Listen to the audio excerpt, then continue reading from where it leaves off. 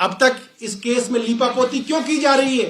क्योंकि एलजी साहब को मालूम है कि भारतीय जनता पार्टी के कार्यकर्ता और नेता इसके अंदर सम्मिलित हैं। आप उन आरोपियों की कॉल डिटेल निकलवाइए और मैं चैलेंज करता हूं विनय सक्सेना जी को कि उनकी कॉल डिटेल रिपोर्ट निकाल के वो पब्लिक करें, अगर है उनके अंदर हिम्मत। 31 दिसंबर 2022 और 1 जनवरी 2023 के दरमियान दिल्ली के कंजावला में एक दर्दनाक कांड सामने आया। आपको बता दें कि अंजलि नाम की एक लड़की को करीब 10 से 11 किलोमीटर तक एक गाड़ी उसे घसीटती चली गई, या यूं कहें कि उसे घसीटा गया।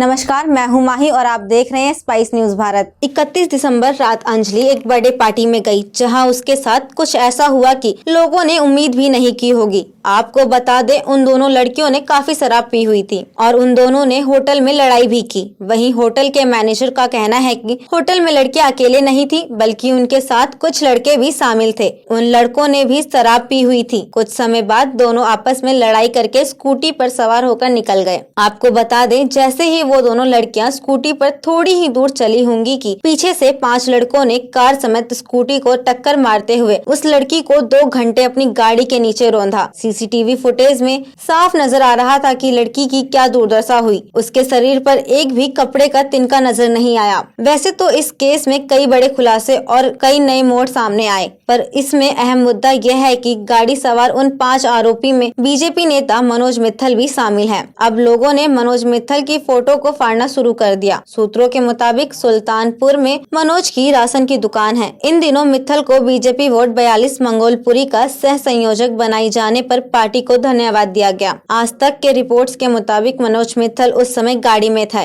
घटना का सीसीटीवी फुटेज भी सामने आया, जिसमें अंजलि कार में फंसी हुई दिखाई दे रही है। वहीं मामले में बीजेपी नेता का नाम सामने आते ही आम आदमी पार्टी बीजेपी पर निशाना साधने की कोशिश करती नजर आ रही है। आप विधायक सौरभ भारद्वाज ने प्रेस कॉन्फ्रेंस में कहा, सुल्तानपुरी थाने में बंद दरिंदे मित्तल बीजेपी का अध्यक्ष और मंडल का सह संयोजक है, इसीलिए इस मामले की लीपापोती हो रही है, क्योंकि एलजी को पता है कि इसमें बीजेपी नेता शामिल है। एलजी विनय सक्सेना को चुनौती देता हूं कि वह आरोपियों की कॉल डिटेल पब्लिक करें। ये वो सुल्तानपुरी का स्टेशन है, पुलिस स्टेशन, जिसके अंदर आरोपी मनोज मित्तल बंद है। और अब तक दिल्ली पुलिस और एलजी साहब की नींद नहीं खुली।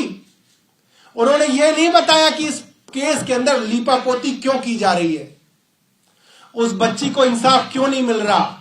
क्योंकि इस पुलिस स्टेशन के बाहर जिस दरिंदे का होर्डिंग लगा हुआ है, आप देख सकते हैं, उसके ऊपर लिखा हुआ है मनोज मित्तल, जो कि आरोपी नंबर 5 है और इसी थाने के अंदर बंद है।